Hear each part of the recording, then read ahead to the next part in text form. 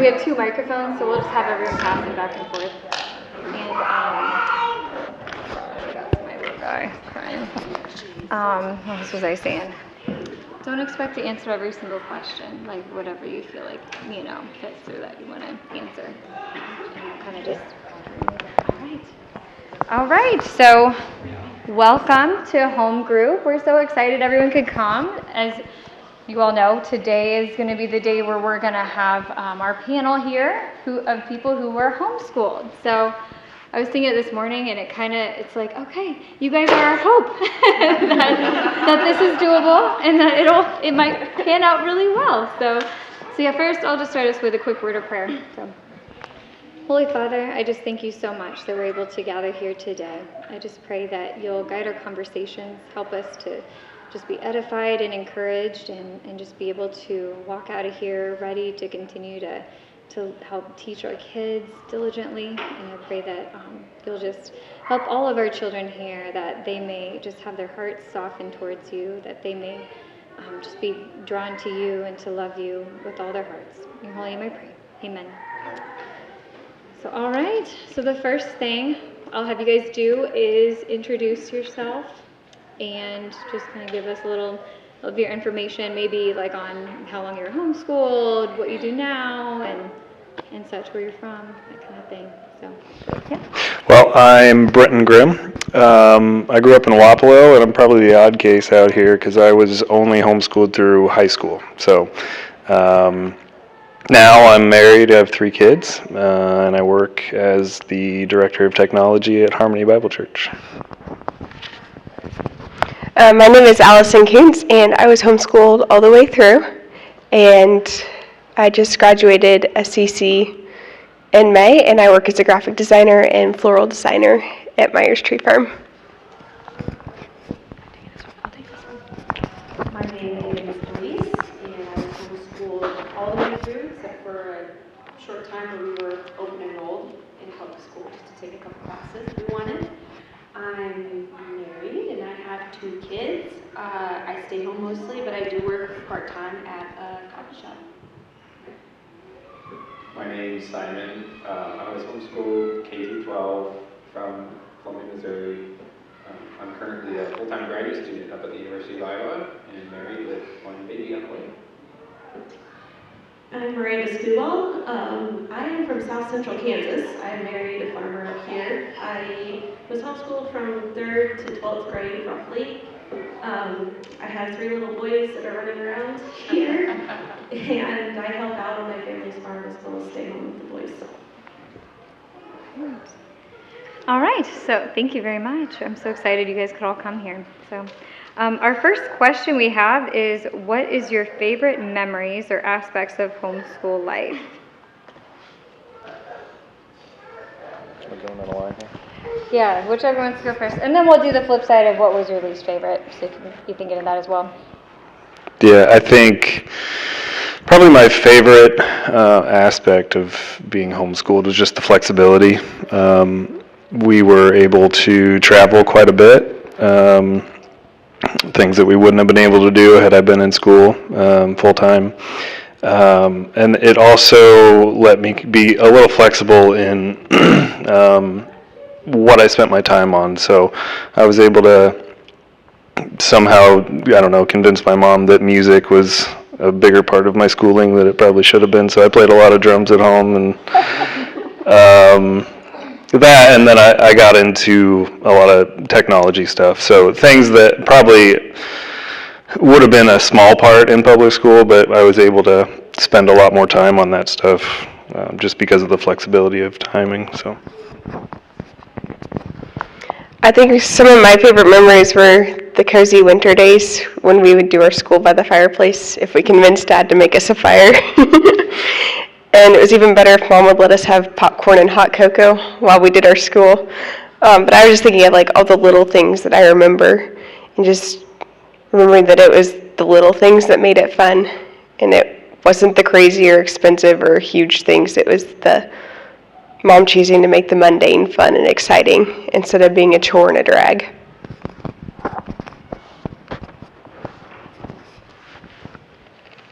One specific memory I have my dad is a pastor, and so we lived in the parsonage right next to the church, and he could come home on a regular basis. He would run home, and I was able to take breaks every time he came home, and we would watch Andy Griffith. And it was just a sweet, sweet memory that all through the day I was able to see my dad.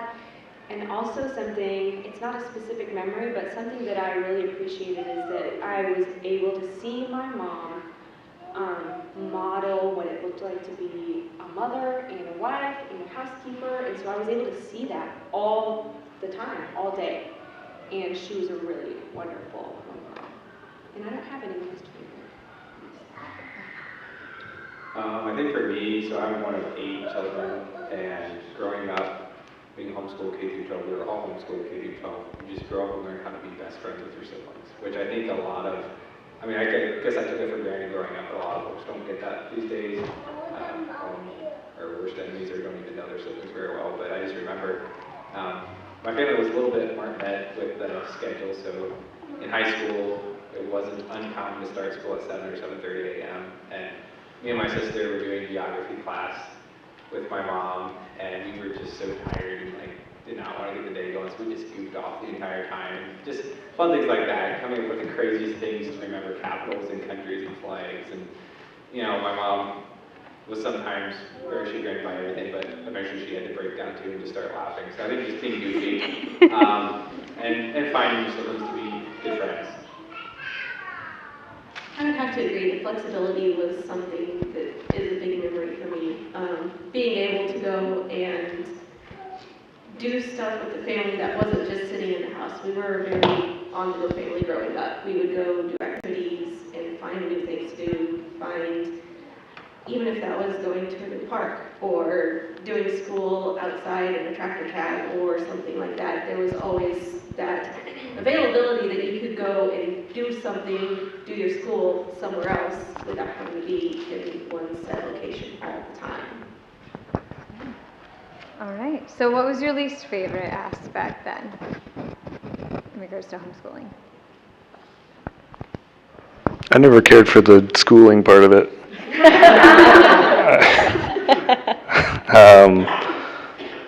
Yeah, I don't know. I think that thinking through that was the only honest thing that I could come up with, that I just didn't like schoolwork. So.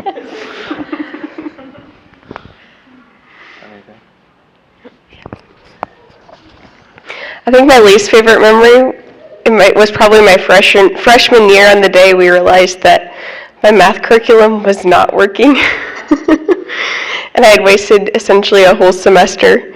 But we moved on and made the best of it and started over again. And I remember crying over it, but thankfully now I can laugh about it. And I think just the lesson I learned is that, mistakes, we're going to make mistakes. And we can allow them to make us better or bitter. And if you can laugh about it later, then it's a life lesson. Like I said, I can't really think of anything that was like a least favorite that I wouldn't have felt if I had gone to public school. So we have to do school. We have to learn math and memorize all kinds of things that are not fun to memorize. And I wouldn't have liked that if I went to public school. So I don't necessarily have anything negative to say about it. We, around, I think, like 6th or 7th grade, we had a choice to go to public school. And my sister chose to go, and I didn't. And so I didn't for a reason. I don't know, I'd like to do homeschool. High school algebra. Yeah, I had several battles with my mom, tears about negatives, and 2 negatives can't make a positive, this is black magic,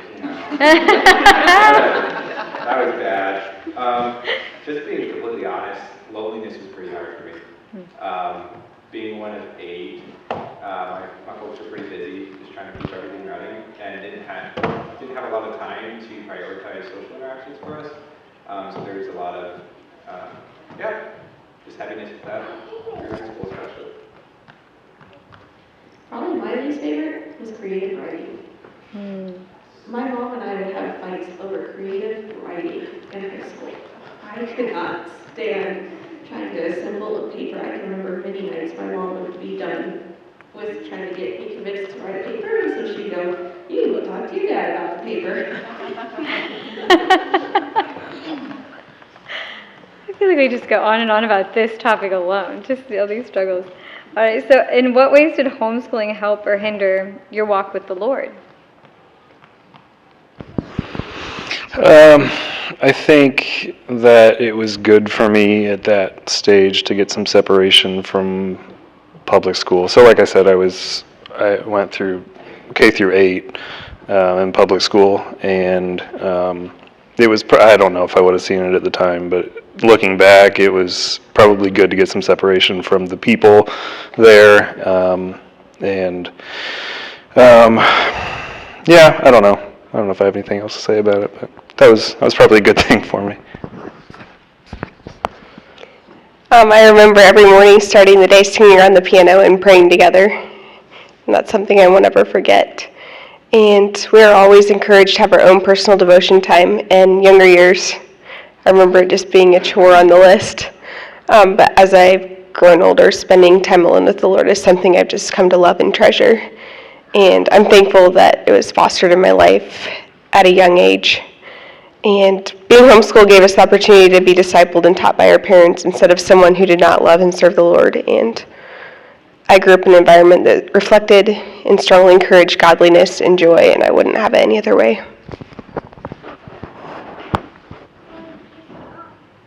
I think like I touched on earlier, it was mimicking or being discipled by my parents, like you said. I was able to watch them all day, and they're wonderful, godly people. I was really blessed to be raised by a wonderful pastor, and so they just poured a lot of time and love and just led by example more than anything. And also this separation from not the world per se, like we socialized with people, but just not being fed by people who don't love the Lord, and they were able to teach us what they wanted to teach us and protect us from what they wanted to, and I needed that. Sin is not unique to me, so it was helpful and wonderful, and they were able to just pour all their time into us, and so that really was impactful. I think one thing I liked was just getting education from Christian worldview. I remember especially it was senior year of high school, we had a focused biblical worldview class, and that really helped me just understand how does Christian faith, not just something we do around the Bible or at church, but like actually play into what I'll do in the future in all of my callings in life. So that was pretty great. Something that I think both helped and hindered, I mean, everyone stereotypes homeschoolers as sheltered, and there's some truth to that, and there's some benefit to that. I think, like people were saying, you don't necessarily want to be exposed to some of these things. At the same time, if you're not exposed to some of these things, I went to a very godless public university, and, kind of, it hits you like a brick wall. So that's kind of a two-edged sword, take that for what you will. And then just, I don't think, just because of the lack of social interaction I had in homeschooling, I didn't really understand what Christian community looked like and what Christian discipleship looked like until I got to college and I was able to really plug into that through my campus ministry. So. I would have to agree with Simon on pretty much everything he said. The feeling sheltered and hitting a university. I started out in a community college at my parents' place. I lived with my parents, and that was a big step for me. But actually being solo and learning, being in that sort of environment really, I think, actually drew me closer to the Lord than when I was in the homeschooling situation. Like, my parents gave me all the right tools, don't get me wrong, but not having to necessarily apply those tools, if that makes sense, until you got into a real world setting, has been the biggest thing for me. Yeah. I'm curious, what was the name of the curriculum you said that you had on teaching a biblical worldview? Sunlight. Sunlight? Okay. Thank you. So, is there a certain thing that your parents did as part of your homeschool or family life that you would implement with your own family? I don't know if it was specifically implemented as a part of homeschooling, but I did start, my dad owned a factory in Waplo, and I did start working there when I was fairly young, and that was just kind of a routine. I don't know, it's been a long time now, I don't know what the routine was, but it was early mornings working there, and then I'd come home and finish school. And I think that early on began to set some work ethic in me. And then now that we have kids, we actually have an opportunity for that too. So my oldest right now is going out to work with my father-in-law once a week on the farm, and it's just been really beneficial for him. And I hope to continue that with the other kids, but we'll see. Yeah, I don't know. I saw that as a beneficial thing for me to have responsibilities on top of school, even through high school. So I didn't have a lot on this one, but I definitely want to homeschool my kids someday. I think especially just looking out and seeing how far our country is drifting away from God. I think I'd be way more scared to send my kids to school than to homeschool them. But I want them to remember, like, my memories of the little things being fun. I mean, obviously not everything's going to be fun, but trying to have a joyful home and give my kids what I had.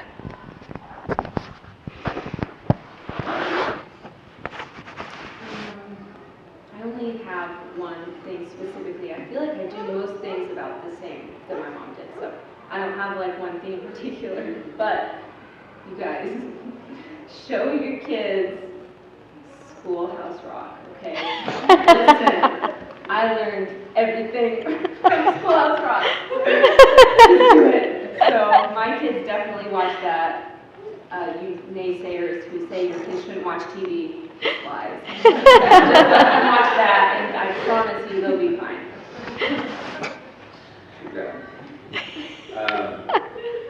Yeah, something I really liked in high school, our curriculum pretty much, and this is probably my mom's initiative, but just shifted to self-led learning.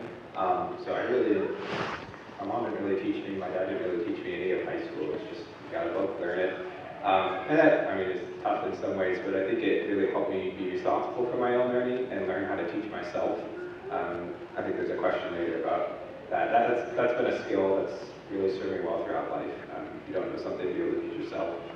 And I think just outside of that, there's a very regular schedule in my family set around family worship. So in the morning and in the evening.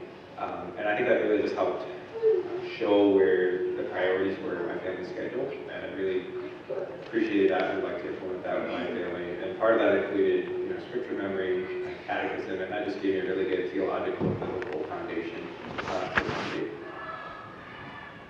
For my family, it was pushing us outside of our comfort zones. Whether that was something like a play production or something like that, my parents they wouldn't necessarily force us, but they would say, okay, these are some options that we have in the community. What would you guys like to do?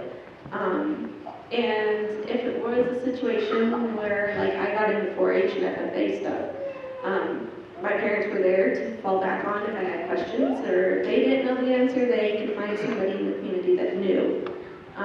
But just having that real world experience of learning how to network yourself through situations where you may not be the most comfortable, but you can still handle yourself in those situations was a big part of my mom and dad's view on the world and how we needed to be able to be prepared to live in the world.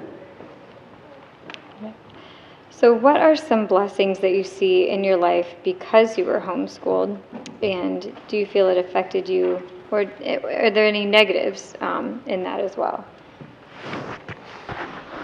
Yeah, I touched on it a little earlier. We that I was able to spend time on the things I was interested in, and so looking back on that, and then through the rest of my life, I was because I had spent a lot of time playing music, and I was able to get really involved with a college ministry in Ames that had a big impact on me, and so I played music for them for a long time, and then even the technology, spent a lot of time on that, and now that's my career, and spend most of my time there. So I think I don't know if that's a rule of thumb I'd go by, but those interests that I had early on are things that that still impact my life today. So I would agree with that.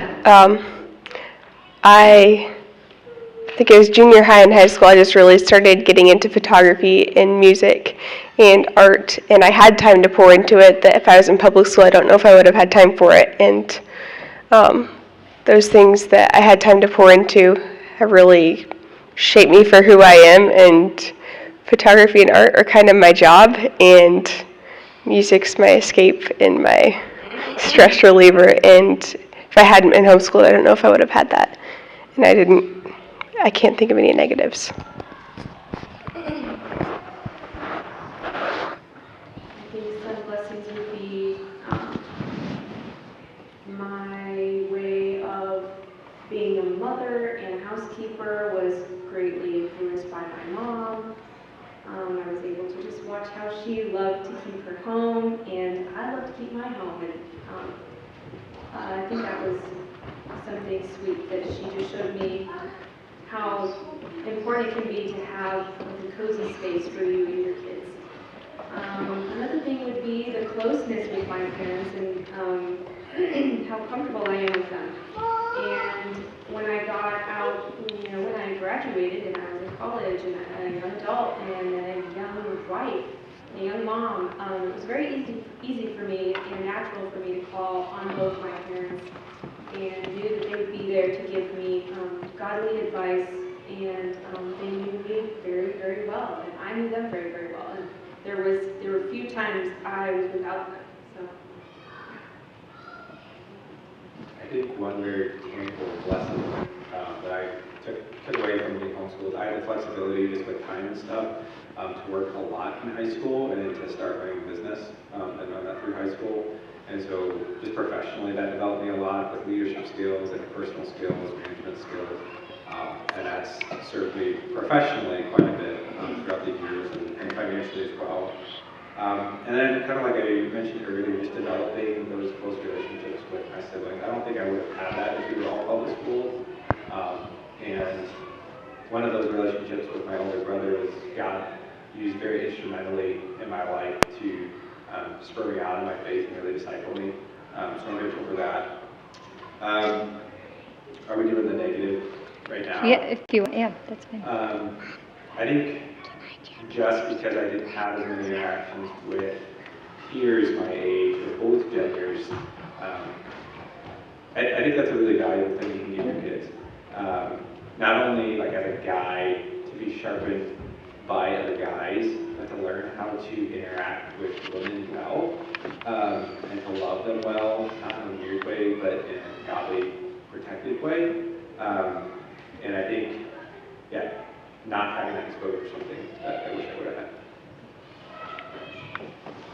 For me personally, one of the biggest blessings was being able to watch my parents through some hard times with the farm and through some good times, and just in learning how to parent through those situations and then also how to keep your marriage through those types of ups and downs has come in very impactfully recently here with some changes on the farm that I'm going through up here with just learning new things and trying to make stuff work. And we have one of my sibling-in-laws went on a missions trip and trying to just pick up the pieces, not necessarily in a bad way, but pick it up and carry on where we need to be carrying on. And just being able to watch my mom and dad through stuff like that as well has really taught me how to handle it. Okay. Was there anyone who wanted to add any negatives to anything, the experience? My negatives kind of covered in the next one. Covered it. Okay, all right. We'll just move on to the next one then. All right, so is there anything you think you missed out on or were ill prepared for because you were homeschooled? Yeah. So you mentioned earlier about being self-led in high school through books, and that was pretty much the same for me. That doesn't work very well if you're not interested in school at all, though. So I didn't have a lot of structure, and I didn't have a ton of accountability in it. So I would I would do my work or whatever, and there were certain things I had to get done, but not having really any structure throughout my school day was a harsh reality when I got to college.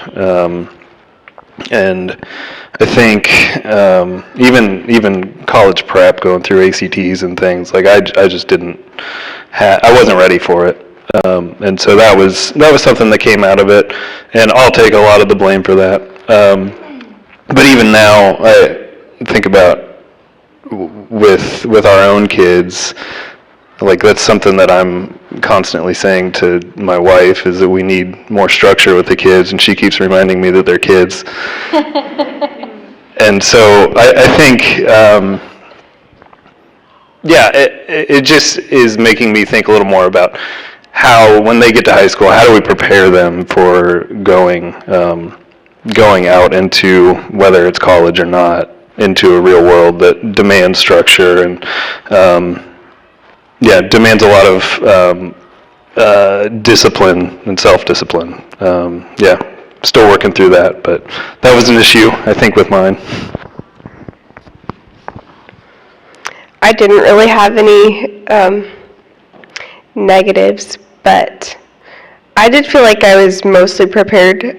I was taught to love learning and to self-teach, and I remember like grocery shopping was field trips, and that was one of the ways we were taught how to act in public, and I felt like those life skills prepared me even if I hadn't had enough book learning, although when I was in college I never felt like that was a problem. I think I would have been okay because I knew what to do to fill the gaps, and I could have self-taught if I needed to. And but sometimes people say homeschooled or sheltered, like one of you said before, and it's usually negative, but I guess I look at that as a positive in one way, because I went to college and it really opened my eyes to what normal public school, I mean, obviously it's not everybody, there's probably not as much as it looked like, but I looked where my life could have gone, and I realized that I was sheltered, but it was in a good way.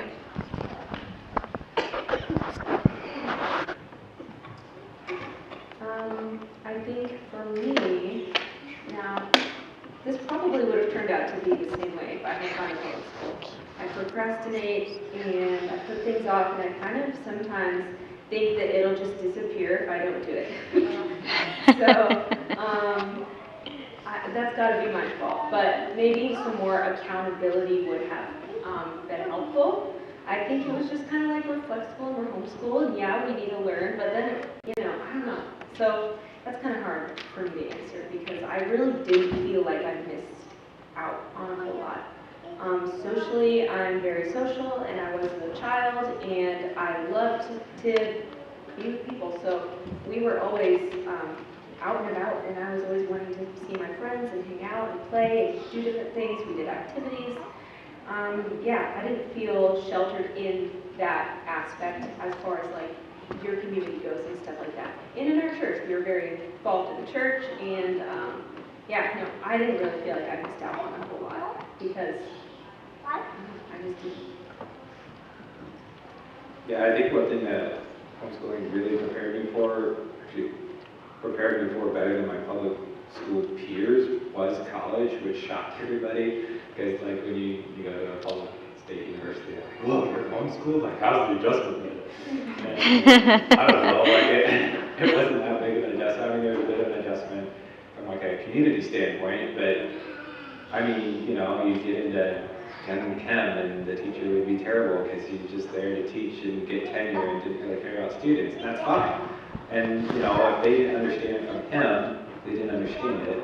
But since we had that pattern of self-teaching, it's like, okay, I got the material. I'm the one responsible for getting it in my own head, not the professor. I gotta help me. Probably the one thing, this sounds kind of trivial compared to some things, but I kind of feel like I missed out seeing friends growing up, going to like school conventions and like National FFA conventions and stuff like that, where you were able at a younger age to network and be with other people from around the country and learn from each other, which is kind of trivial in some ways, but at the same time, where I grew up and how we grew up in the agricultural world, networking like that is something that's kind of vital, and in some ways, I took care of being able to conventions once I hit college, but it was definitely something like in high school, I was like, man, that would be kind of fun to be able to go to, with my friends that go to public school to convention. Right. So was there anything specific that made you feel more prepared for college or a career or the real world? Yeah, I'll probably just come back to my just the work ethic that was developed in me at that point, and that maybe is regardless of whether I was public school or homeschooled, but that was just something that was instilled by my dad mostly. He's still way harder worker than I am, but that was a very important part of our lives was to keep those things going, and so that has definitely stuck with me, especially moving past college and into a career. Yeah, that's all I got. I'd just say the same thing about being able to self-teach and to love learning. I felt like that was what helped me feel more prepared. When I was in about probably 9th grade, we were open enrolled in our school. It was a really small school, and I joined FCCLA, Future Career Community Leaders of America, and I did that for a few years, and I really enjoyed that, and it was career focused. And I remember my first project, I was presenting to the judges how to raise children. I was like 14 or 15, and anyway, it was a moment, okay? Says a lot about me.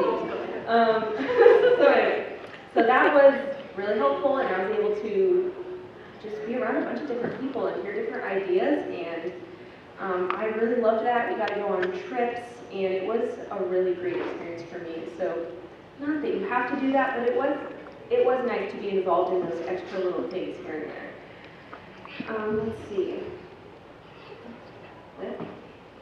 I actually think that's all. I think a few things. I talked about being able to run my own business. And I think that really set me up professionally. This is not when I graduated high school. I was ready for my first real job. I already had a real job, and in a lot of ways, which was helpful. The other thing, so my dad is a PhD mechanical engineering professor at a university, and he was in charge of grading and writing assignments.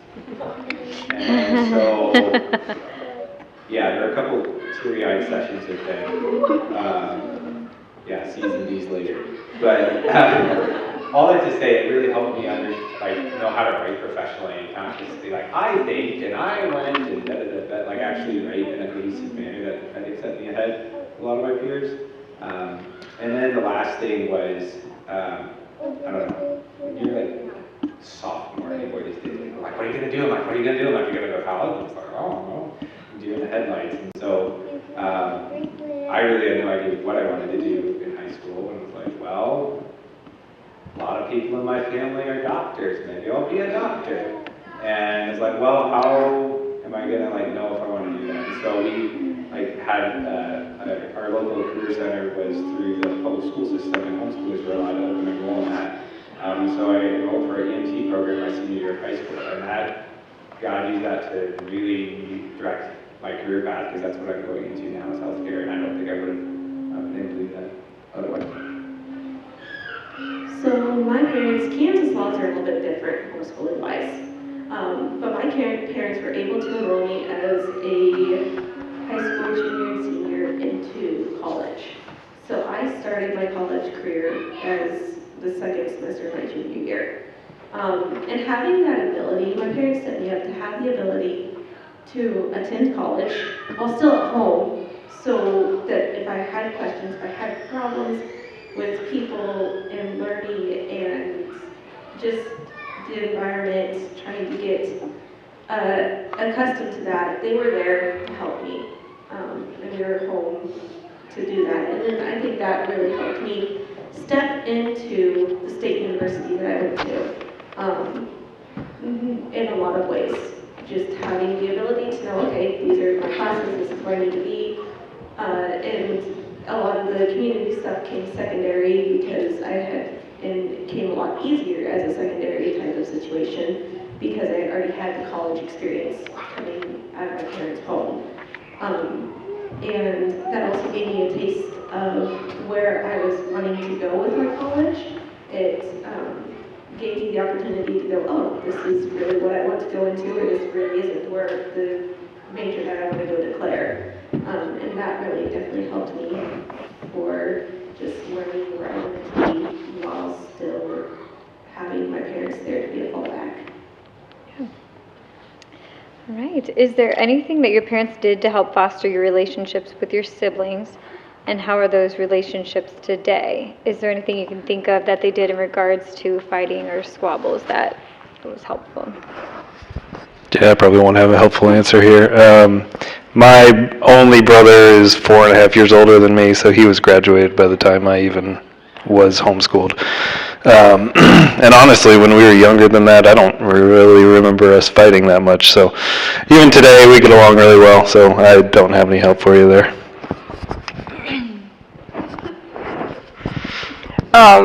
So we're encouraged to love each other and forbear with each other's faults. And at our house, fighting or squabbling most often translated to extra jobs and chores. So it wasn't really something that we found enjoyable. So it's strongly discouraged, and so we didn't fight a lot. And as we've gotten older, it's almost completely non-existent. And I'm really thankful for that. And we didn't realize it then, but Mom and Dad nipping fighting in the bud when we were little was so important and vital to our relationships now. And we're best friends and love being together and enjoy each other's company. I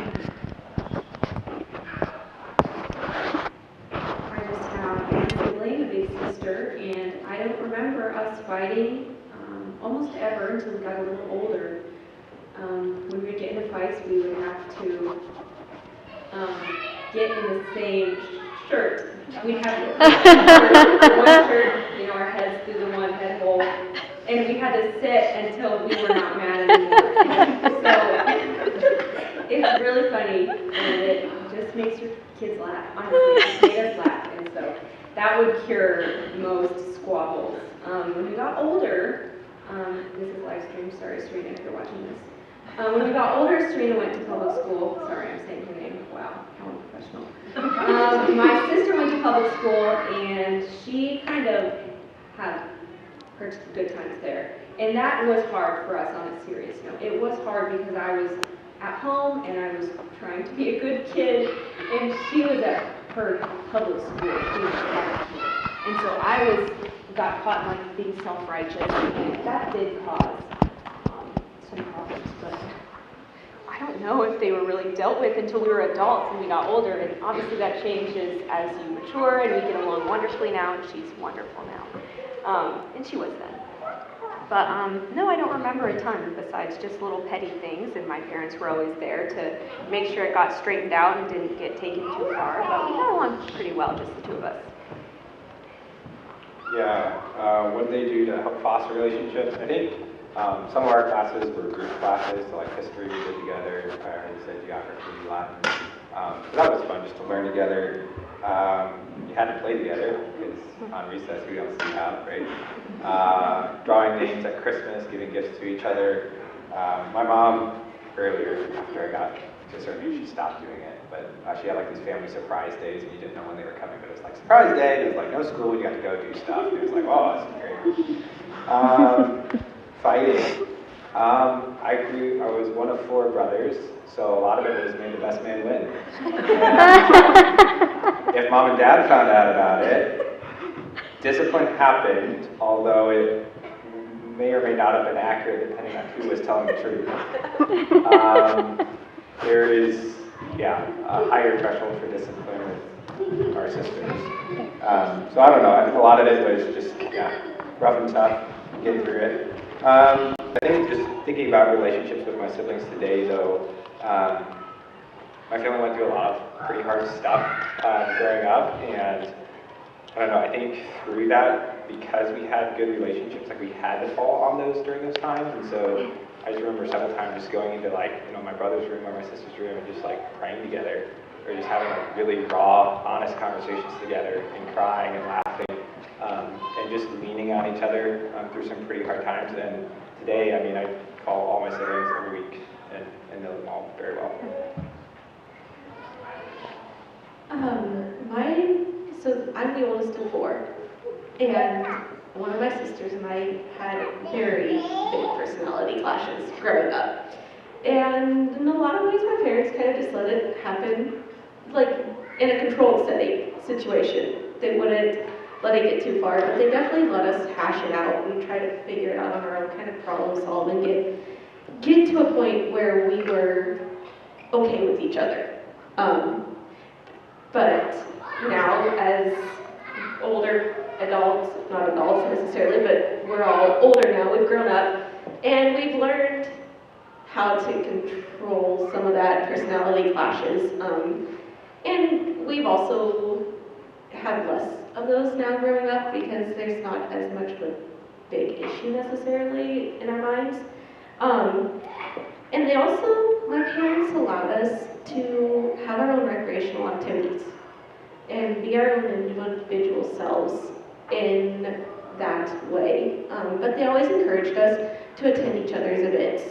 I can remember spending, my sisters were big into volleyball, basketball, and gymnastics, competitive gymnastics. And I can remember sitting hours and hours in the gym. Not ideally where I would prefer to be. I would much rather been out working with livestock, working with my show cattle, not in a gym. But that was something that was important for my parents, was to make sure that we understood how to support each other and encourage one another. It's with that. And the big fights that we had, my sister and I, we would usually get sat down and talked to, and if it kept going, it was you just wait till your dad gets home. We heard that quite a bit, just because my dad would work long days, and sometimes it was not out of my mom's control, but something that was needing more discipline than what my mom was comfortable with giving. And if it was little spats, I can remember, even being 4 or 5 years old, getting sat on the stairs, holding my siblings' hands until we got along. And if we had to go to the bathroom, our siblings had to go with us. Yep. And if by the time, it was probably a solid 10 or 15 minutes, we would sit on the stairs once a day at one point in our life. And it worked, I guess. I mean, now we drive our mom nuts in good ways. She some days wonders why she lets all 4 of us home together for holidays anymore. I guess I'll add something to that. With our kids now, I think we've seen value in letting them, similar to you guys, that we don't put them in the same shirt, but to really make them deal with it themselves most of the time. And that's not my tendency, and that's certainly not theirs. My tendency is just to get them separated and just make the screaming stop. But there has been a lot of value of like, no, you need to go talk to your brother, and you need to figure out what's going on and why he's doing that. And I think that's been really good for them. And we've even had a situation with a neighbor kid not too long ago where all three of them were fighting, and just listening to them like explain their own sides, and it was good to see that some of it's getting through to them. For me, like, conflict resolution has never been a strong point for me, and so really trying to build that into them now, even just with the relationship between two brothers, has been helpful, I think. Okay, thank you. I feel like this is kind of the $1,000,000 question as I was writing all these. So how has being homeschooled, I should say, affected you socially? I don't know, ask my wife.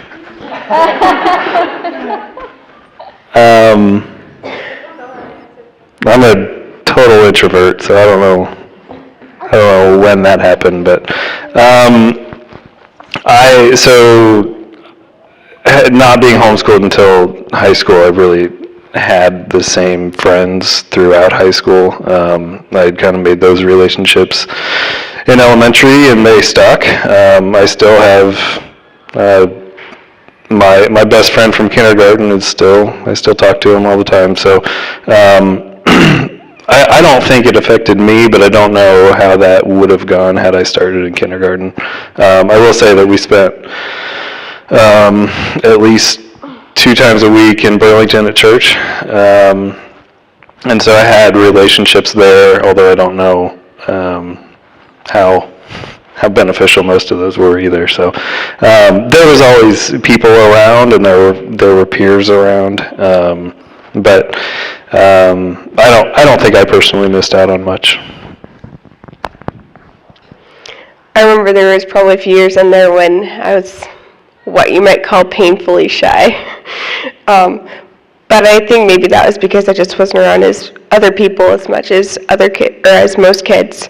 But that's something that life experiences have helped me to overcome, and that's not the case anymore. I really think it just took me a little bit longer to be able to be myself around other people.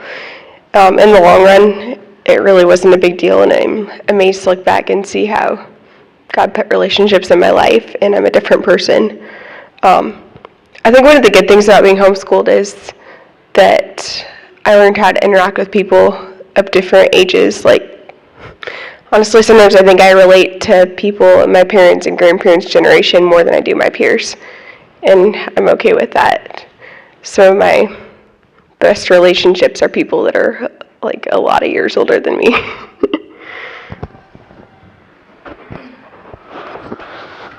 think this could vary for everybody because everybody's temperament is different, everybody's parents are different. My parents are not very social people by nature. I'm very social. I was always going door to door at my neighbor's house to see if I could find a friend. And I've just always been that way. And so socially, I don't really know if it affected me much. It might affect some kids more than others. I have 2 kids, and one is more shy and a little awkward and weird, and the other one's super bubbly and outgoing and loves to meet people of all ages and kinds. And so, I don't know. I think there's something to be said about what you said. I certainly think I could interact with adults as a child more than your average kid. I mean, not just me, but as a homeschooler, because I was around adults a lot. I was around kids too, but I really was, and I spent tons of time with my parents and with grandparents and things like that in it. So, yeah, there's something to be said about that for sure. Socially, I guess I've always been pegged as an old man. And I think that's because most of my friends were over 40 when I was young, which is fine. You learn how to talk to adults. And then also just growing up in a big family, I'm number 4 of 8. So there's kind of this like Papa Bear type mentality for my 4 younger siblings, to the point that I went on a study abroad trip in college down to Peru, and I was, I think, the youngest person there, and by the end of it, my nickname was El Padre.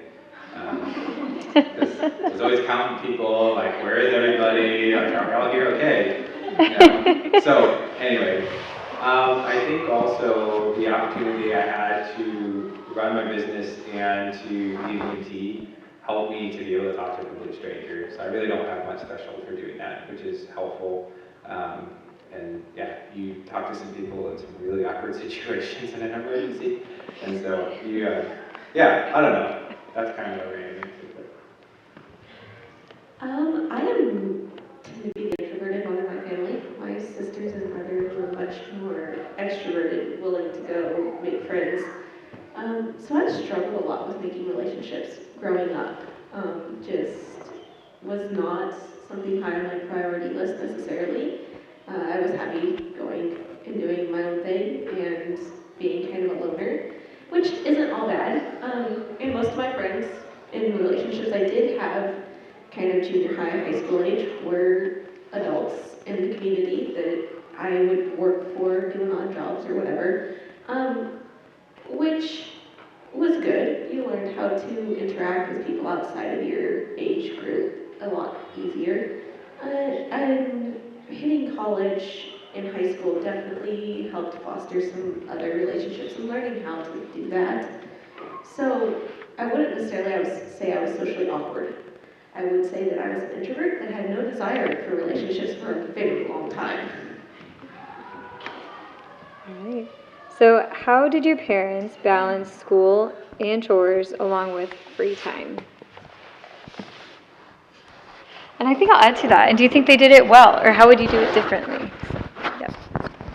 Yeah, I'd probably go back to structure here. My mom was very laissez-faire about these things, at least from my recollection. It was 15 years ago, not quite, but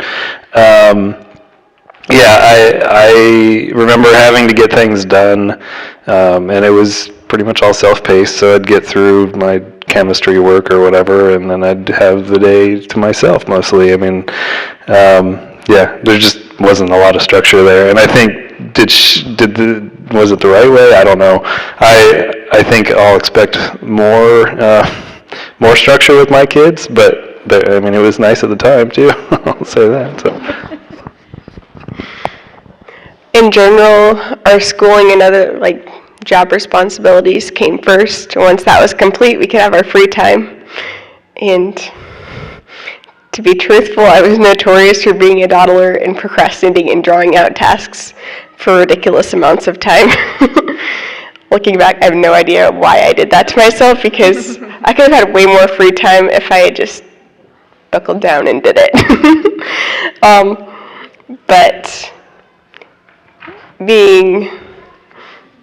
since we had to get our school and responsibilities done first, we did learn a lot about prioritizing what needed to be done, and that responsibilities come before play. And I wish I could say I never procrastinate anymore, but I will say I've learned a lot and grown a lot over the years.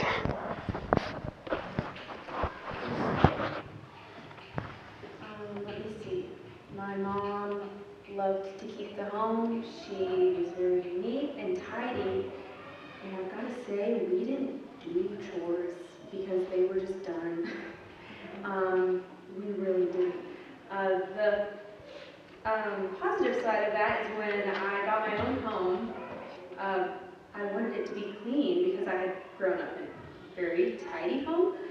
So I already knew that there were chores to be done. I just wasn't used to having to do them. So that was a little bit of an adjustment. I didn't do laundry ever until I was in college. And I was like, what? How do I do this? So things like that, we just didn't have to do. So my kids do chores. And that just is basic things like cleaning, keeping your room clean, making your bed, things like that. They'll help me with the dishwasher and stuff. But yeah, they have to finish their school before they're ready to go out and live their lives. But we do take breaks throughout the day, plenty of breaks to go and play. But there's always a timer set so that they know that they have to be back and they can finish their work. So for me, when I was homeschooled, yeah, we had to do our work. I had a little neighborhood friend. He was also homeschooled when we were little. And so I remember us, like, we would make plans the day before, like, let's hurry up and finish our school by 10 o'clock, and then we'll call each other. And so we'd hurry up and do our school, and we'd call each other, and we could run out and play, and it was awesome. So we did have to finish our school growing up, as far as school goes, before we got to go play, and that was always really exciting, but we didn't have chores. Yeah, my mom was a firm believer that idleness was the devil's playground. So the school day was laid out. In high school it was like 7 to 4, but otherwise a lot of times started at 8. But it was 50-minute chunks, so 8 to 8:50, 9 to 9:50, and then you got an hour for lunch. But on the 10-minute breaks, so you were supposed to get your chore. Everyone was assigned chores. You were supposed to get your chores done before the school day started. And if you weren't able to, then each of your 10-minute breaks had to be used to get your chores done, all the way through the day if it had to be. But I think the cool thing about homeschooling is you're kind of responsible for your own workload. Sorry. And that was true. So it's like if you didn't get your chores done, you didn't get to go outside and play. You got to get your chores done. If you didn't get your school done, you don't get to go outside and play. Once you did, you're in charge of your time. And I chose to do that by working my butt off in high school. So kind of boring. So my mom held a very unconventional schedule in some ways. We got up and we did our livestock chores in the morning, and then we would go from like 8 to 12:30ish with school.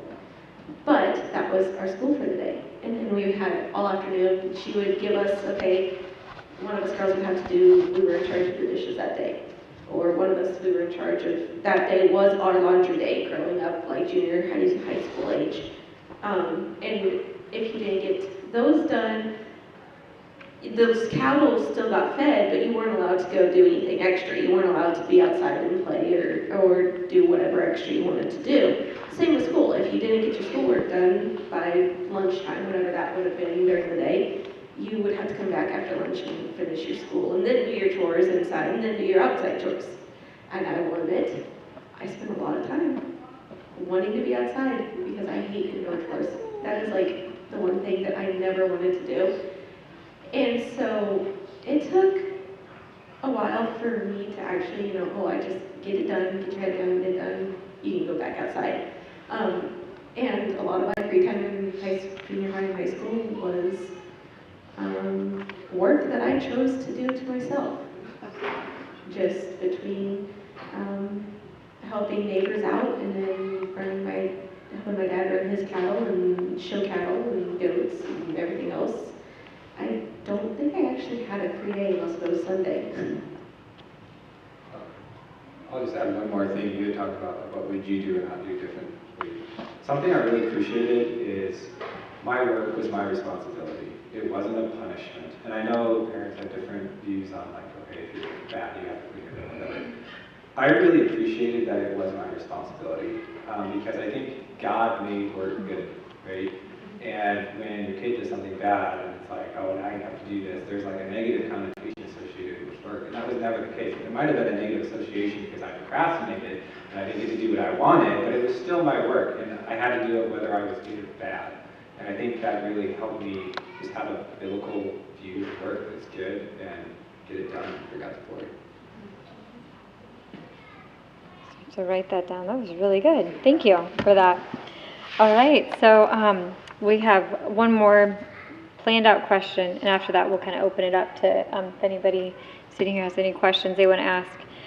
So how has being homeschooled shaped you into the person that you are today? Yeah, I don't know. I feel like I've kind of touched on how it affected me and how I've kind of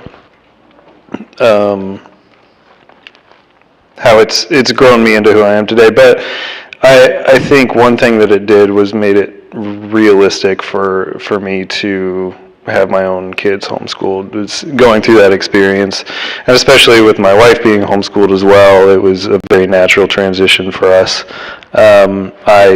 don't trust the state enough to send my kids away for 8 hours a day to them. And so that, I don't know how that would have gone had I not been homeschooled, but I think it's made it very comforting for us, and especially having the community around us that we do, to be able to do it. And I mean, being able to look back and see what possible mistakes were and what things went well is just, it's been a big asset for us. So.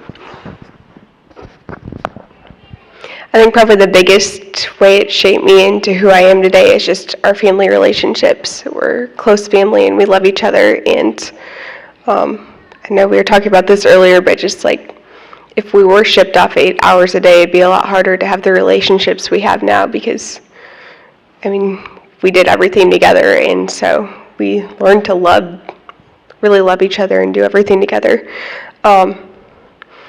And yeah, also just having time to pour into the hobbies, and what started as a hobby has really made me who I am today. And if I'm at all possible, I will want to homeschool my kids too.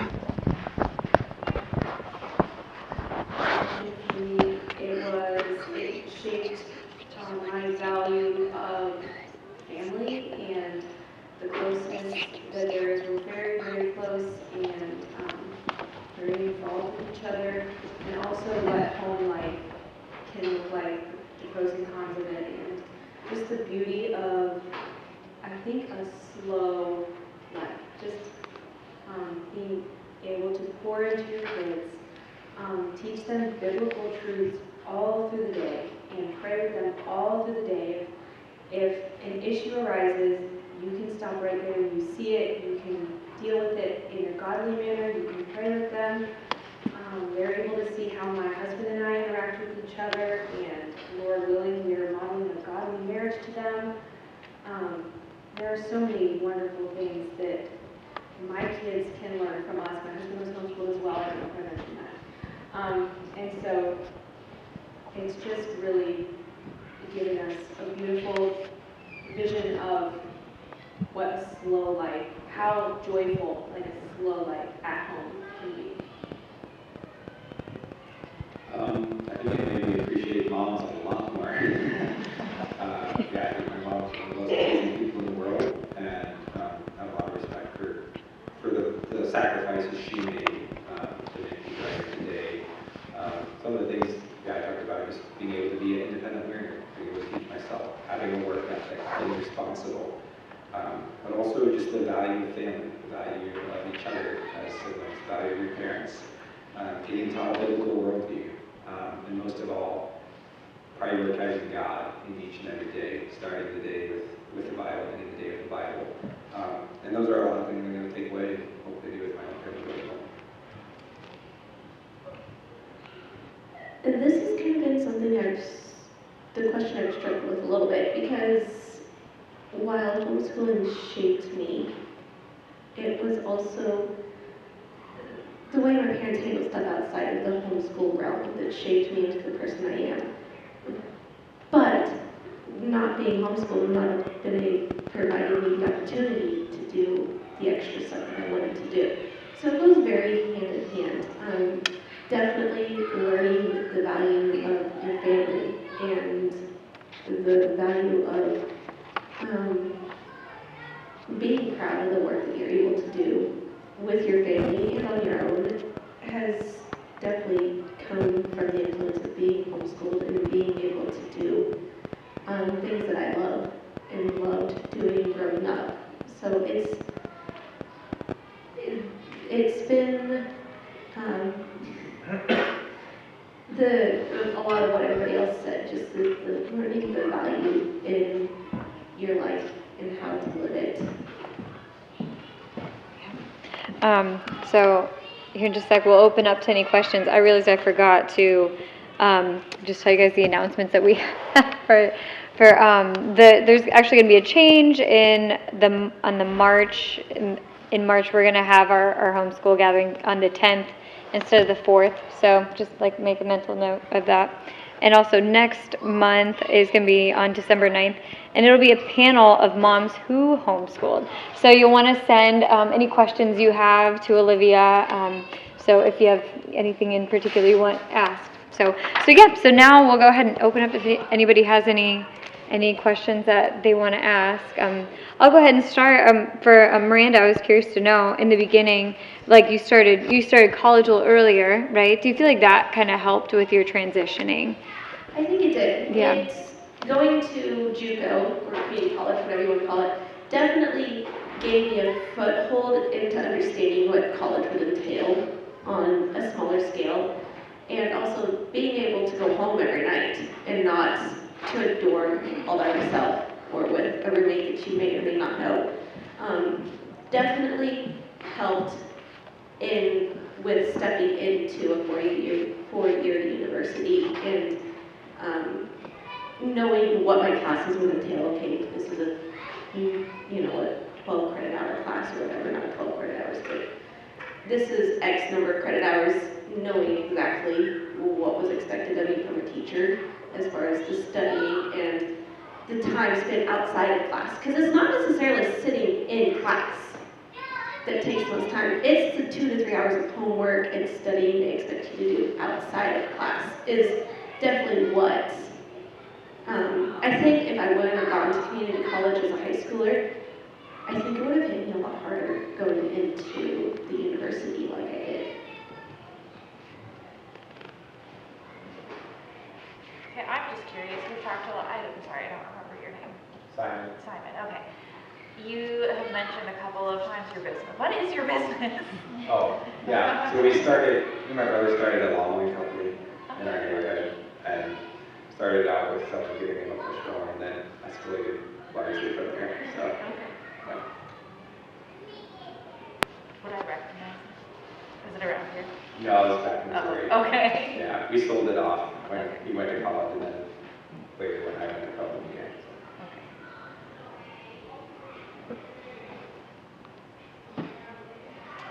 Follow up.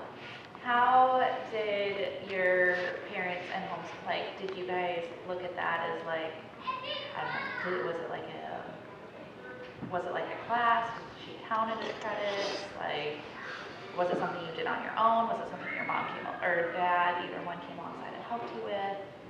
My boys are they're 9 and 10 and or 8 and 10 and looking into, they want to start their own business, and it's something we've been talking a lot about recently. Oh, was the business counted as credit? Yes. Or No. like, how did that work? Yeah. So I'll say that word. So, like I said, my mom really didn't like idleness. So anytime we were free, it was, what are you doing? What are you doing? You know? And so we were able to we had mandatory chores every day. We were able to do chores for work. And to do that, we had to sign a contract with my dad. And it was, I, Simon, agreed to do this job for this much an hour. And he had to check off that it was done correctly. So that was like, I don't know, 50 cents an hour or whatever. So it was pretty cheap. And I was like, you know what, I think I can make more money doing something. Yeah, I would have worked a lot for him, but it was like, yeah, this guy not doing too well. So we lived in a subdivision that had a community pool, and at like age 10 or 11, I went down to the pool on the weekend and sold lemonade. And so I brought like walking like $5 home one day. And my older brother was like pretty jealous. He's like, man, I'm not getting that from dad. So then he's like, man, I should start like mowing people's lawns. So I think some neighbor just had pity on him. But he was like going around knocking on doors, and they were giving him like this rinky-dink lawnmower, and he and I took the whole thing apart and then put it back together, and it started working better than it did before miraculously. And started push mowing with it. And then, we had one push mower, got 2 push mowers that's broke, we got 2 better push mowers, we got a 0-turn mower, we got another 0-turn mower. So it just kind of ballooned. So it kind of started with some pure competition, honestly, a little bit. But yeah, probably inherently attributable just to my parents' value of work and being busy doing something productive. Oh, that's good to hear.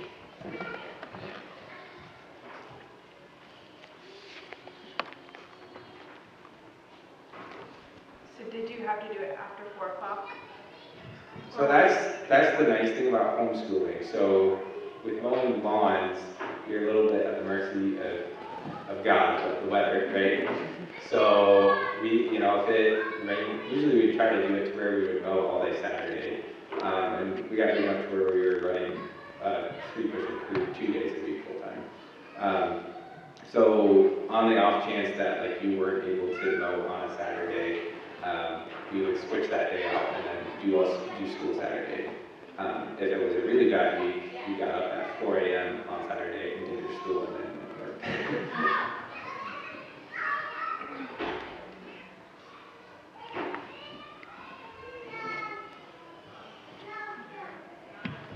So I'll ask, so Simon, it sounds like your mom was very structured, and would you want to implement the same kind of thing with your family?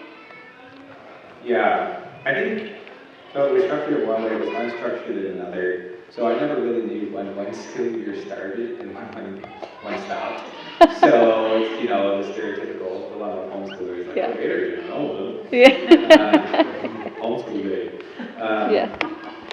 So that worked out for my mom's advantage because it was like we just did school all year round. We didn't take a summer break, but we were able to take a week off and go see grandma and grandma, or if company came here, we like, I have to do school or whatever. So like if you add up all the time off, it added up to like a break, but there wasn't like a structured break, a structured stop, and a start and a structured stop. And I think I would like to do that, base my homeschool academic year a little bit more off like a college academic year where they like had a semester and built in flexibility with that, but more structure in that regard. But I think it helped give some framework to the day. Otherwise, like I don't know, as kids don't do nothing very well for long, and if we had the freedom to just do nothing all day and procrastinate, I don't think it would have gone super well. Just with 8 of us, I think it would have burn the house down pretty quick. So I think like having to start and stop like 8 and 8:50, like they're having some structure to the day. You still might not have used your time well, you might have messed around during the school hour, but I think it helped just provide some method to the madness with that many people in the house.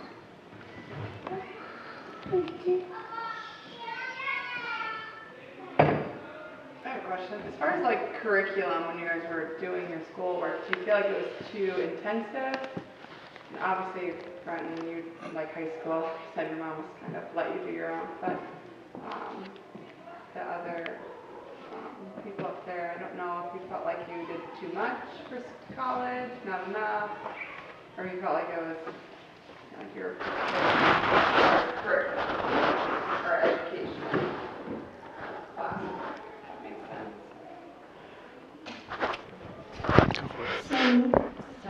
My parents, for middle school and high school, they use classical conversations, the challenge program, for me.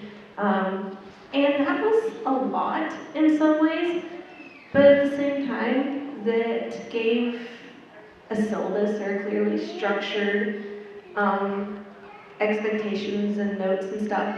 And that definitely helped me personally feel like I knew what I was doing when I started reading and preparing myself, like study guides and reading syllabuses and stuff for college.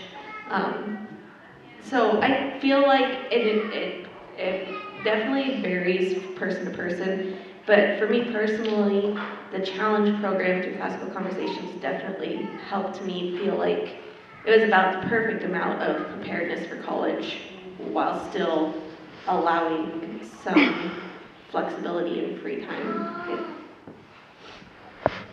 I'd say, yeah, I felt prepared too. I mean, I feel like most of my courses were challenging, but in a good way, not over challenging, but not too easy. But I know, like, for instance, I did a different math curriculum in high school than my brother did because I knew I wasn't going to need his crazy advanced math that's like way over my head. But it wasn't like we didn't have the opportunity. If I had been like, Mom, this math isn't, well, that was about on math curriculum number 3, I'd say. The one that was not extremely hard, but if I had needed more than that, then the opportunity would have been there. It was kind of, at that point, I kind of had an idea where I wanted to go. beyond high school, but I did feel prepared.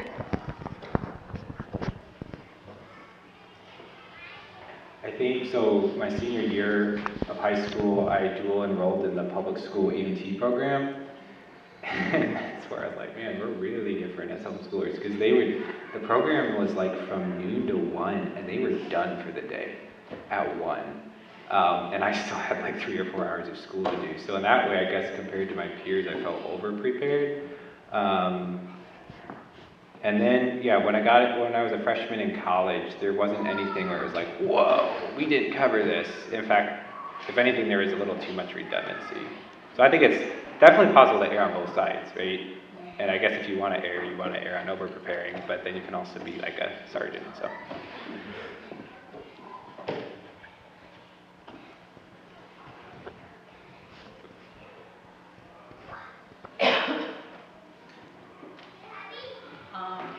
Did any of you ever want to go back to public school or go to public school, and did your parents give you the choice? Yes, we were talking before it started that, yeah, I never wanted to go to public school, and I don't think anyone's ever wanted to go, right? No. But Mom and Dad probably would have considered it if we like really wanted to, but no one ever wanted to. So I was public school in kindergarten, and then I went to a private school from 1st to 3rd grade. Then my parents homeschooled me past that.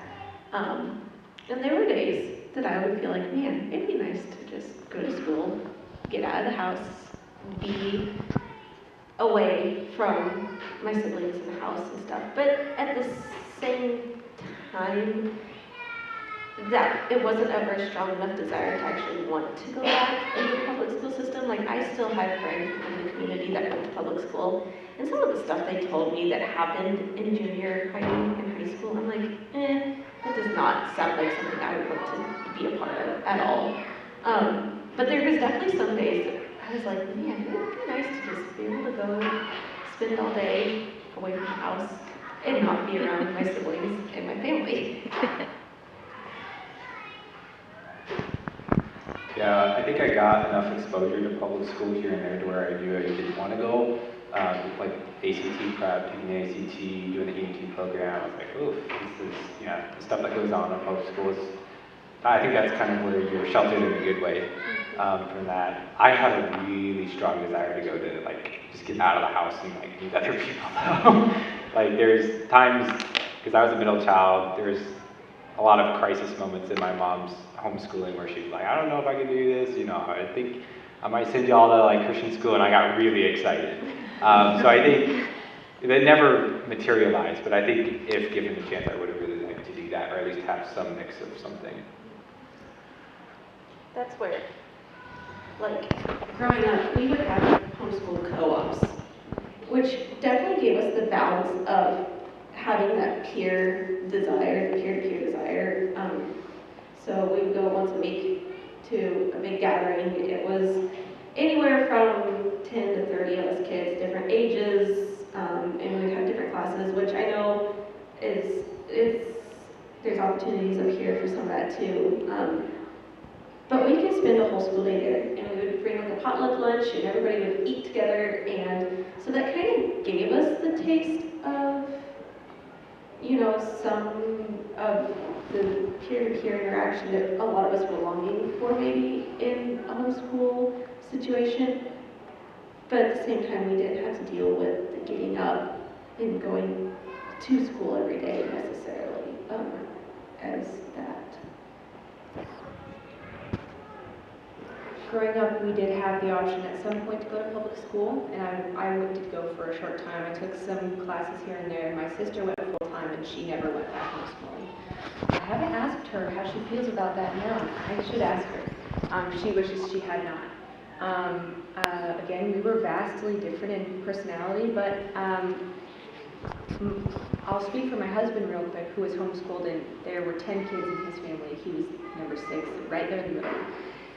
And they were involved in like baseball teams, like local baseball teams. I know his mom would have him be in, like, they would find little church softball teams and stuff. And so he would also say that he didn't feel like he didn't have that social interaction with other people his age. And so, not that you have to, but I think there is something to be said about letting your kids be involved in little things here and there, even if it's in the community and not necessarily with a school, but just letting them get out there and experience different things with other kids. And there are ways you can protect your kids while doing that. You can monitor what they're doing and who they're with, and it doesn't mean that you're really pushing all that control and giving it over to the world and people you don't know. But and for me, I know I was in choir and show choir and things like that, and that was really fun for me too. So if you're ever worried about like, oh, I feel like my kids aren't getting enough interaction, but I don't want them to go to school, there are ways to do it. And,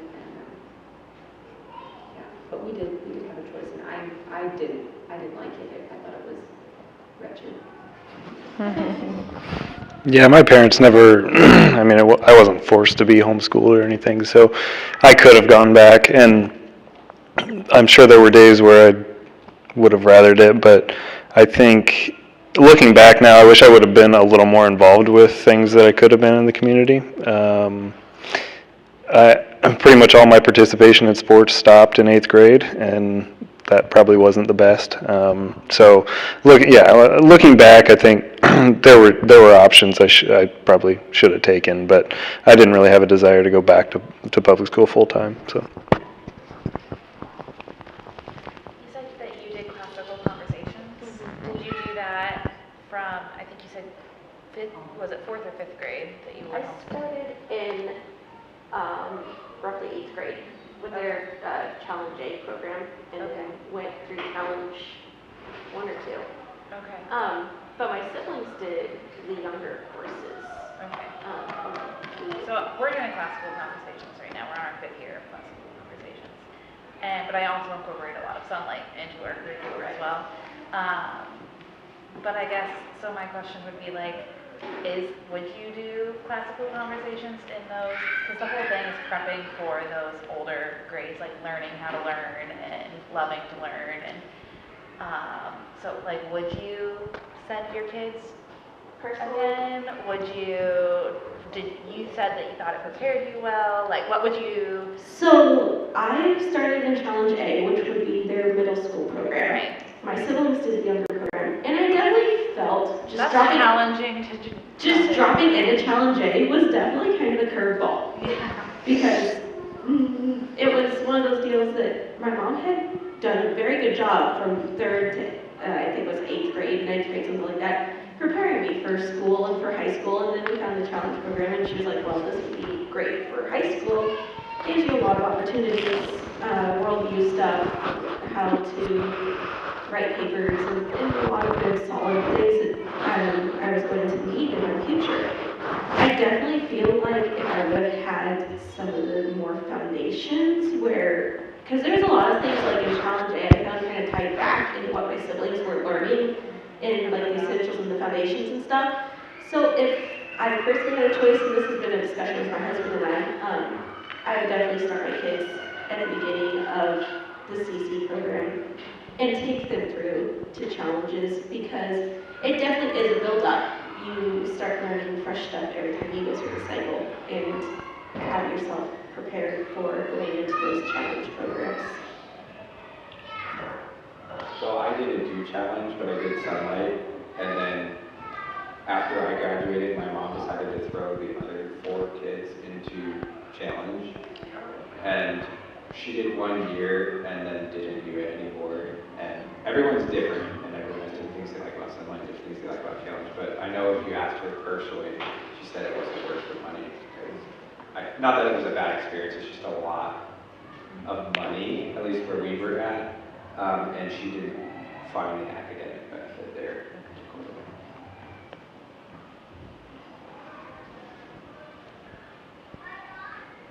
I have a question. I can't remember your name from classes. You said that you were the one that said that your parents were very introverted and you're very extroverted. Yes. Did your parents have to kind of did you notice, or like being an adult now looking back, did they have to do like extra things to kind of make sure that you got your needs met with the extrovert? I think they just had to be okay with letting me go and do my own thing. I don't know if I would do this as a parent, but I was just like basically at the neighbor's house all day long, and I went to friends' houses. I would ask her to go to friends' houses all the time, and you know, now I feel like with me, when my kids make friends, I'm like, okay, now I have to make a friend because I have to go be their parents. You know, it's a little different, and for them, I don't know if they would have been comfortable having to go be friends with all of my friends' parents. But yeah, no, they didn't do a whole lot to go out of their way, but they certainly did let me go to friends' houses a ton, and yeah, I was not on my own a lot in a bad way per se, just on my own a lot in the way where I just wanted to be outside with, I wanted to be where the people were. Little Mermaid. I just wanted to be out where the people were, and they just had to be okay with it. And I had friends over sometimes too, but not as much as I was out. And so. I have a question along that line. Did your parents like hint? Was there any? Like your kids have their own character traits and things like extrovert. Some people are introverts. Did your parents do anything, looking like hindsight, that like inhibited something that now you're like, you know, if they would have cultivated that, I would have been trying to think of a character trait that like would have been hindered or could have been that you didn't see, or that you were like trying to kind of shows up when they're little kids as like defiant in a way, or maybe a trait that you're like as a parent you see as, I don't want to say a nuisance or annoyance, but could be utilized. Does that make sense? Differently? Are you asking me or the whole panel? Okay. The whole panel, I guess. I'm just asking because I have to think about it. Yeah, I know, it's a tough question, sorry, to think about. I'm not trying to think, even like when I was raised, you know, like my parents or public school kind of hindered, or like asking questions in public school. Like I would never ask questions, I was shy. You know, something like that, where public school really hindered that for me because it was really uncomfortable. You know, and I was homeschooled. I didn't know anybody that was homeschooled. I don't know really any. I don't know if this will answer the question, but one comment on that as far as being homeschooled goes, it's really nice because you know, your parents know the kids, and so you can really accommodate their different personalities so easily because you can see what they need and you can change, and they can do different curriculums, and you don't have to do it the same for either kid. Like I have a third grader and a first grader, so I'm still in the easy years. But one kid requires a lot of attention and help, and that's okay. And I always have to remind her to ask me questions. It's okay to ask for help. And then my other kid will like fly through 3 pages, and I'm like, wait, I didn't tell you what to do yet. And he's like, I already know. And he did it all right. And it's like, it's very different. And that's a really, really great thing about homeschooling. I think so. My parents did pretty much the exact same education model for all 8 kids, and you know, some kids it worked really well, and some kids it didn't, and like we all learned to play the same instrument pretty much, and so there's a lot of standardization to it, which, like you said, each kid is different. And I think if I was to do it over again, I think you kind of have to have a core curriculum that everyone's going to do, right? Like you need to know how to do math and reading and whatnot, but I think allowing the flexibility to do different things you want, like I really wanted to get into sports, but that just wasn't something my family did, you know? And so like I feel like I missed out on that. And that's not necessarily a character trait, but more of like a strength and a skill. Because like now I really like sports, it's like, well, yeah, but you didn't play it, you know? So. Being more open to different, like letting your children. Yeah. Seeing their needs, I guess. But I mean, to my parents' credit, like how easy is it to take 8 different people at different places all week long for 8 different instruments and buy those instruments and the music and all, you know, like. So were you dual enrolled ever or not? The only dual enrollment I did was the EMT program.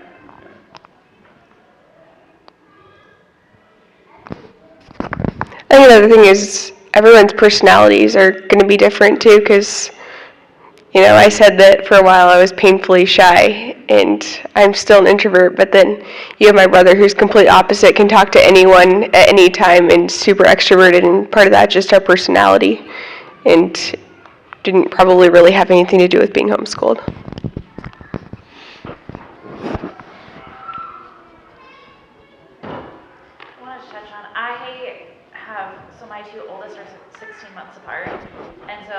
feel like we tend to, wouldn't you say, we tend to kind of like lump them together. And so they do a lot, like they do a lot of their schoolwork together. There are a couple differences, like with math or, you know, but in reading they do separately, like they go off and read their own chapter books together or whatever. But we have then they do the same sports because it's easier. Like, so, and they're often on the same team because they're in the same age bracket, and all of these things. So did any of you have like positives, and like I heard you say that you wanted to do some of things on your own. Did any of you have that experience maybe, that it was like, should we change it up? Like, should we be more open to letting them do things, or should we encourage them to do things more separately? Or did you see that as a positive thing that you got to do with your siblings? I don't know. So I'm 4 years older, and there's 15 months between my two sisters. Okay. So this is coming from an older sibling perspective a little bit here. No, that's a good perspective. But my boys are 15, my two older boys are 15 months apart, so we're kind of struggling with some of this as well. Yeah. Something my parents did was, while yes, they were still in the same category for like basketball, volleyball, that sort of stuff.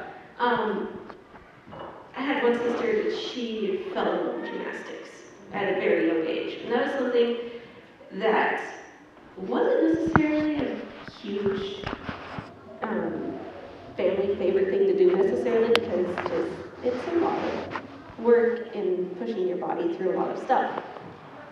But my parents allowed us to have that exploration for just even a little bit of time to find where we really wanted to be. And I think that was one thing, like I said earlier, they pushed us to be outside of our comfort zone. And one thing was my sisters doing two different things at one point.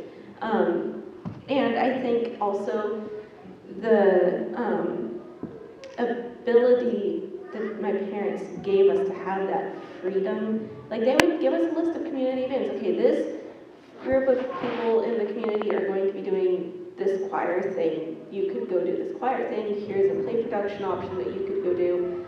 Giving them options and just kind of seeing where their personality, because like that age, I remember with my sisters, that's when their personalities really started in some ways to separate, as far as, okay, one sister wanted to go do gymnastics and the other one wanted to go do like a Bible study or do something more towards a play production or something like that. It was kind of an interesting, finding those community events is a challenge. I can remember parents having that be a very challenging thing. But once they started finding where we all kind of wanted to be, definitely made allowing us individual activities, if we didn't necessarily want to be with our siblings in an activity, to kind of blossom, if that makes sense. I think so like a harm in standardizing everything is that everyone does learn different. And so like, I don't know if any of y'all know about Saxon's math. It's very just like, that works for me. Oh, I love that. So it's just like self-led. But then there's other, my sisters like do not work, right? But it's like, this is what we got, work through it, right? So that kind of like is deflating, because it's like, well, it's still math at the end of the day, but this is the only way we know how to, you know. Right. On the flip side of that, so we all took piano and like took piano lessons. We were at the piano studio for hours a week. But like something that was fun is like you got to enjoy music together, right? Not all of us were equally good at piano. It's actually kind of funny. So my oldest two brothers were pretty good at piano, and they went to like state together. And the judges don't know names. And so, you know, they both competed among several other people, and then it comes out for like the prize reveal. It's like first place, Levi Manning. Second place, Reuben Manning. And the judges were like, you guys are brothers? So, I don't know, but like that's fun. Like, you know, you get to go together, you get to enjoy it together.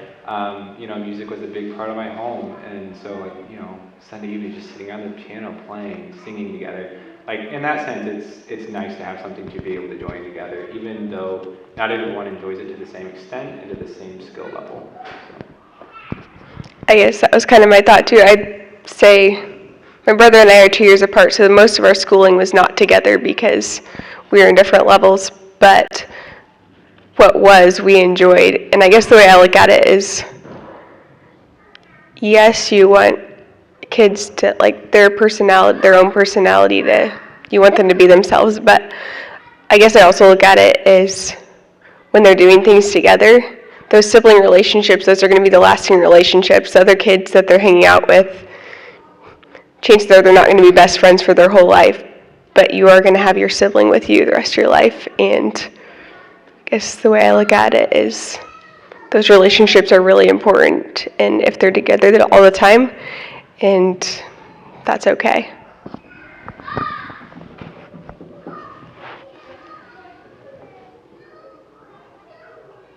I think too, you don't have to feel like a bad parent just because you can only offer your kid one or two things. You know, like finances are real, your time is real, and I mean, you know, we live in a culture where the kid is in the driver's seat, and it's like, I'm going to guitar, and I'm going to tennis. Well, next year I'm doing baseball, and you know, parents are pulled in a million different directions. You don't have to feel bad that you can't do that. I don't think that's necessarily good to a certain extent. So. And I think on that same note, my parents would limit us. So there was at one point, I can remember, we had this conversation. I was probably, I want to say, 7th grade. We were doing ballet, we were doing piano lessons, we were doing sports, we were doing 4-H, I mean, I think we were gone every night of the week except for Sunday nights, and then even Sunday nights we would have church events sometimes. And I can remember sitting down with my parents like, okay, you guys, we need to slow down a little bit. You need to pick out your top 2 things you want to do, or your top 1 thing that you really want to do all year long, whether that would have been ballet, or was that gymnastics, or was that staying involved in the 4-H club. We got to pick, but at the same time, my parents very much so, we got to that point of being too busy. And my parents very much just said, whoa, stop, time out, we've got to stop something. And there's some regrets coming out of that conversation. I'll tell you this right now, I wish I would have stuck with ballet and not gone 4-H in some ways. But at the same time, it made sense because we were all getting tired and worn down from being at so many different things all the time. So it's definitely one of those deals that you need to find your balance. And if that is saying, okay, we need to limit it to 1 seasonal thing, so 1 thing in production, and then 1 thing that you do all year long, like 4-H or a piano lesson situation or something like that. I don't think that's wrong either, and so that's definitely something you have to keep in mind. What's your comment on, you said that you would rather stuck to ballet than 4-H. Going back, if you were like in the driver's seat, and if you were your parent talking to you, like how would you have kind of helped you through that, like in hindsight? That's a good question. I think it would have been much better. It would have been one of those deals that we would have had, you know, my parents would have brought up, okay, we need to start slowing down on activities. Here's kind of our thoughts, and not necessarily letting us completely drive it, but saying, okay, you need to either pick, you know, ballet or 4-H. And definitely the one thing that my parents did was, okay, so your ballet commitments are going to be 4 nights a week. That was the studio I went to. I got to a point in my ballet classes that I was doing ballet twice a week, and then I would have tap one night and jazz and modern one night. So we were literally gone every night, just specifically for me, on top of my siblings and what they were wanting to do. And so kind of that realization, and my parents talking through, you know, okay, you're gonna be gone 4 nights a week. That means that your 4-H cabs are gonna have to go, your showgirls are gonna have to go. You're not gonna be able to spend as much time on the farm if that's really where you wanna be. You need to make that kind of walk through. They walked through with me. This is the realization of, okay, this is what you would like to do, and we realize that both of these things are stuff that you really want to do, but you can either be in town 4 nights a week or be on the farm those 4 nights. It's been long enough, I don't remember but it was definitely one of those things that they definitely sat there and we worked through kind of the learning how to do your own time management. And that was a big thing, I think, that came out of that conversation was okay, I don't have time to do both things that I would love. So I need to definitely decide what is going to be a longer term perspective where, okay, ballet would be nice, but that's not something that I would choose for a career. I'm too accident prone to be a ballerina. But the 4-H cattle, the stock show stuff got me into a network where now I have friends internationally from 4-H and the stock show world because of kind of my parents not necessarily pushing me away from ballet, but showing me, okay, the 4-H and where you're at with that, you could go places where you want to be and learn a lot more, and that would be something else in the future for your career path if you would choose to go career instead of family, where you would be more comfortable. I think it's definitely one of those deals that you need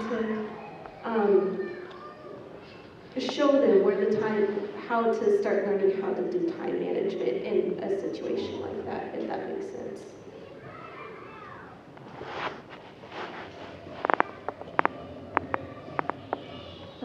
So Simon, I know you mentioned struggling with like loneliness and not having as much interaction socially with others, peers your age. What do you think would have probably helped with that? Do you think like you individually, maybe dual enrollment would have been more ideal, or more extracurricular things outside of the home? Like, was it more so you, or do you think as a whole we need to maybe I know we need to keep this in mind for all of our kids, but just curious to know, your thoughts on that. Yeah, I think the way homeschooling was set up in my family was very much family individual led, so learning in community wasn't part of the model necessarily. So I think the way it was set up, extracurricular activities would have been awesome. So sports, what do they call it, trail life, those types of things would have been super good early on. I mean, it's a balance, right? Because God has called us as parents to disciple our children and to be invested in them. And it's hard to do that if they're not in the home at least some of the time, right? So you have that side, but you also have to be intentional about putting them in community because we're called to be in community. And the same thing goes for moms too, right? Like if you're only home all the time, only with your kids, like where's your community? So I think for every family that can look different. Like I said, for my family, it wasn't education that was going to be community. For some folks, it is. Extracurricular stuff can be great, but then you're told 5 different ways every night if if everyone's doing something different. So I don't know. It's not. There's not a one-size-fits-all for every family. I think looking back, I really regret that there wasn't more of something in the way I was raised, and I would really like to proactively do that differently. My wife is very different. She was homeschooled, and her mom was like social butterfly, and like her kids were meeting other kids like every day of the week. It was like great, like you bring some awesome insight to this partnership. So I don't know. I think it just takes intentionality. You don't want to swing so far to one side that you neglect what God's called you to do as parents, but you also don't want to swing so far to the other side that you neglect the community that God's called you to be in. So is that 3 of you that married homeschoolers and you were homeschooled? 4. Okay. Opposites don't repel, I guess.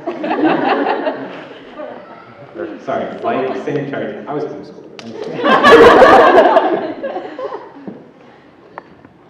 I also was a chemistry major. You think I'm another?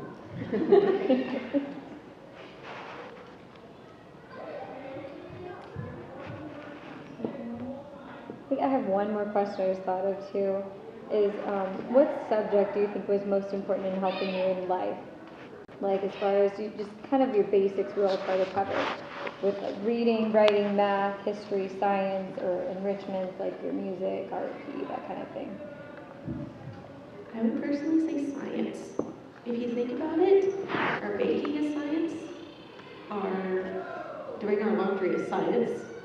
I mean, everything is based off of science in some way, and not in a super advanced way like a chemistry major. What in the world? I'm joking.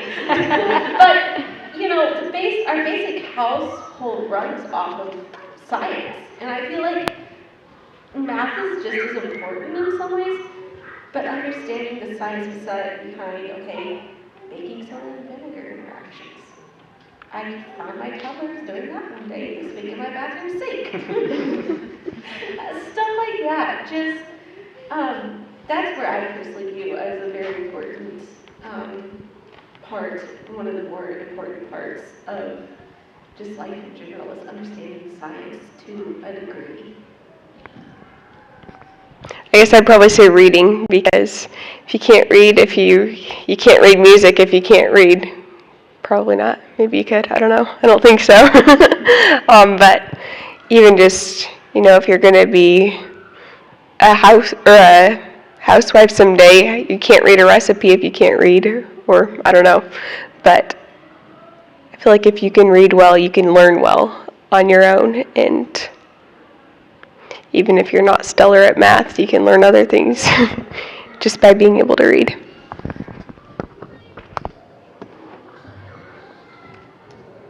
So, repeat the question again.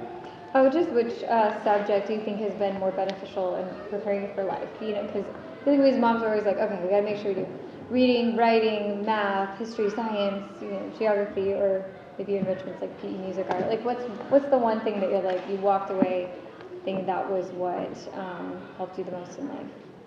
I don't know, it's hard to pinpoint one thing. I think something that I've noticed more and more compared to my peers is just having a well-rounded education. So I'm not really hammered international geography, and when you read the news, it's like, oh, cool, I know where Belarus is, or even just taking piano lessons, oh, I can read music, and or literature was a huge one. So Sunlight is a really vigorous literature program, especially in high school, and I got to read a lot of English classics that people are like, oh, I've heard about that, but I've never read it. And so I don't know. I think it was just in the normal subjects providing a well-roundedness. You don't have to graduate the smartest kids in the world, but as long as they have a handle of the world around them and how to interact with it, I don't know. That's not probably a super satisfying answer. But I think that helps. Yeah.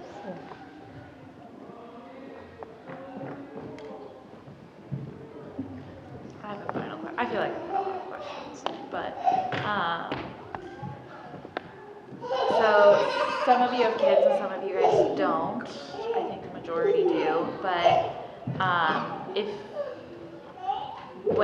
if you have kids, or when your kids are born and in school, will you homeschool? Why or why not? And if you're already homeschooling, why or why not? I have 3, and we are planning on homeschooling. At this point, if that changes, changes as we go through.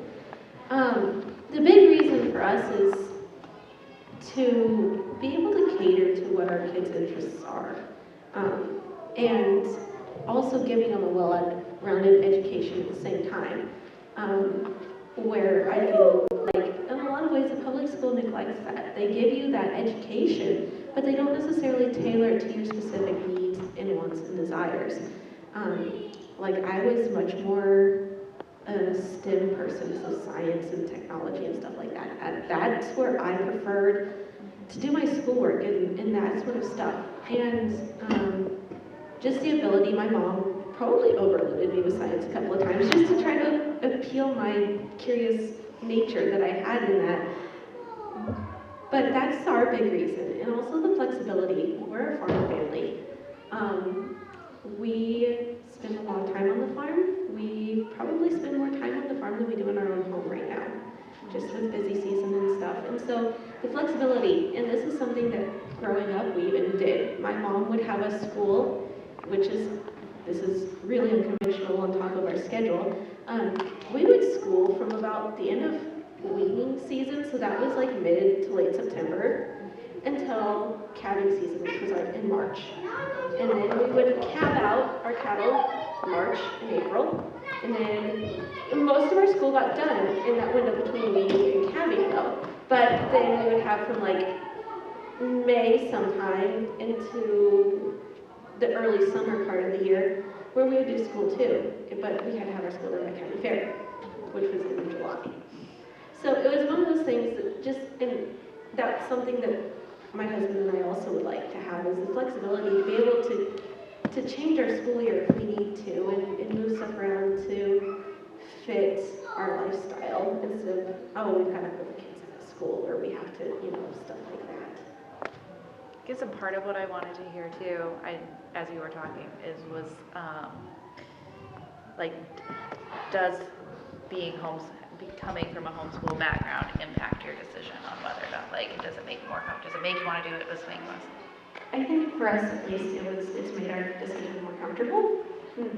Knowing and seeing what our moms did, and knowing what worked and what didn't work, has definitely given, at least my husband and I, kind of a path we want to follow to start with, to kind of see where we want to expand from and do differently in the years to come, obviously. But I definitely feel like we're comfortable stepping into this type of situation. I mean, I think being homeschooled makes homeschooling more approachable. It's like, okay, I've seen someone walk down that path. It's possible. I was actually just talking to my oldest brother today, and it surprised me. He really does not want to homeschool. He really backlashes against the experience. That's why I was at, there are some of those things. And it was mostly for like having more of a rigid schedule and the social interactions. I think my wife and I are going to homeschool, and like, I don't know, when you don't have kids, you're like, oh, I'm going to do it so much different, right? But I think she brings a lot of valuable experience and a very different perspective on homeschooling than my experience brings to the table. And so, and I bring a very different experience than she does. So I think hopefully there's some complement there moving forward. And I think one of the main reasons I would like to do it is to be able to tailor it to each of the kids' interests, to have kind of that core curriculum where like y'all are going to get science and math and whatnot. But like, oh, you're interested in photography? Okay, do a photography elective this semester. Like, you're interested in business. Hey, let's do a business model this semester, or whatever.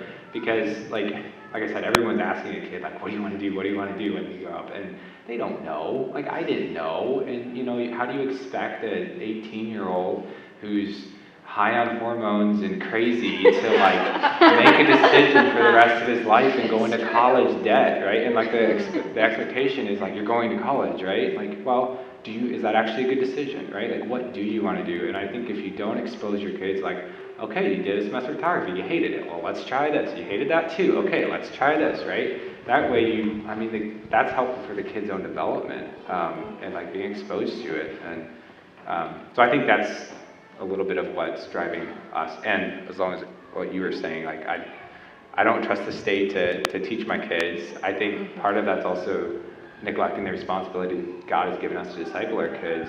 And just from a public safety standpoint, I mean, who says your kid's going to come back home alive?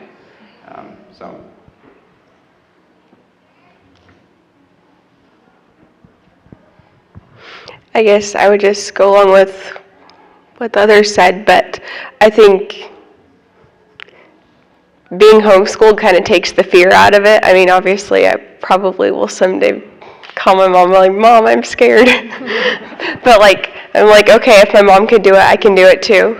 But also the same thing is, I want to be the one discipling and loving on my kids instead of having them under somebody else who will not do it in a godly way. And yeah, that's probably my main reason.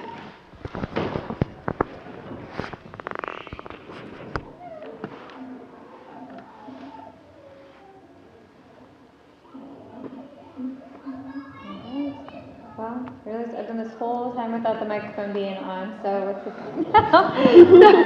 so yeah, I'm sure you can usually hear pretty well anyway. If not, people on Facebook can message us, I guess. So thank you guys so much for this. It is always so encouraging and uplifting, and I know we so appreciate it big time. So yeah, thank you very much. Let's go ahead and give them a round of applause. Thank you for coming. So I appreciate it. I'm sure we'll probably be in touch for next year. So, yeah. So my husband. not trusting the state. 'Cause my husband went from like, I don't know about homeschooling, and then 2020 happens, and then he's like, I don't care if you go back to work or not, I want you to homeschool. Like, just did this whole 180. So, yeah. Oh, last night, multiplication schoolhouse rock was what we did. I love when you said that. When I count by 3 to this Yes. day. Yes! My boys know that